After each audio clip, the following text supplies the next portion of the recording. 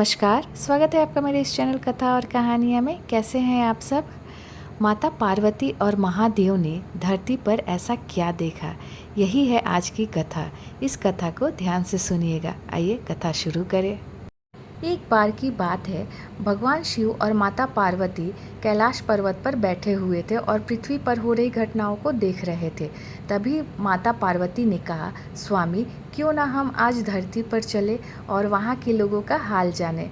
महादेव मुस्कुराए और बोले, चलो देवी। दोनों दिव्य रूप धारण किए और तुरंत एक गांव में पहुँचे।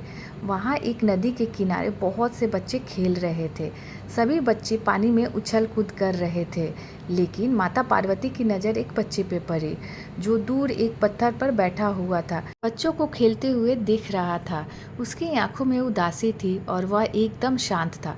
माता पार्वती ने महादेव से पूछा, यह बच्चा क्यों नहीं खेल रहा है, इसकी क्या समस्या है। महादेव ने उत्तर दिया, इस बच्चे का एक पैर टूटा हुआ है, इसी कारण से यह नदी में खेलने नहीं जा सकता। माता पार्वती का हृदय करुणा से भर गया। उन्होंने महादेव से प्रार्थना की, हे स्वामी कृपा कर इसका पैर ठीक कर दीजिए। यह बच्चा भी अन्य बच्चों की तरह खुशी से खेल सके, यही मेरी इच्छा है। महादेव ने माता पार्वती की बात मान ली और दिव्य शक्ति से उसका पैर ठीक कर दिया। बच्चा खुशी से उछल पड़ा और नदी की ओर दौड़ पड़ा। माता पार्वती संतुष्ट हुई और दोनों कैलाश लौट गए।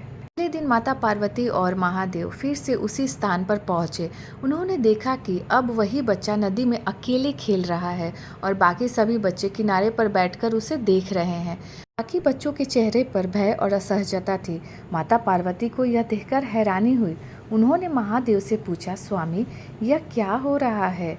कल तो सभी बच्चे मिलकर खेल रहे थे, अब यह बच्चा अकेले क्यों खेल रहा है और बाकी दूर क्यों बैठे हैं। महादेव ने गंभीर स्वर में कहा, देवी यह बच्चा पिछले जन्म में एक अत्याचारी राजा था। वह निर्दयता से अपने प्रजाजनों को पीड़ित करता था।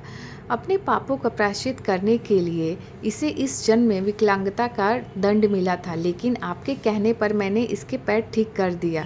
अब इसके कर्म चक्र में बदलाव हो गया। पैर ठीक होते ही इसने अपनी पुरानी आदतें अपना ली और इन बच्चों पर हावी हो गया। उसने अपनी ताकत और अभिमान से सभी को डरा दिया, इसीलिए अब ये बच्चे इससे दूर रहते हैं। माता पार्वती को यह सुनकर गहरी सीख मिली।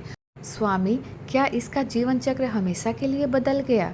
महादेव बोले, कर्म चक्र सदा चलता रहता है, इसका स्वभाव और व्यवहार ही इससे नए परिणाम देंगे, लेकिन यही जीवन की सच्चाई है। हर व्यक्ति को अपने कर्मों का फल भोगना पड़ता है। कुछ समय बाद बच्चे के व्यवहार देखकर उसके माता पिता उसे सही मार्ग पर चलने की शिक्षा दी। बच्चा धीरे धीरे अपनी गलतियों को समझने लगा और सभी बच्चों से माफ़ी मांगकर उनके साथ खेलने लगा।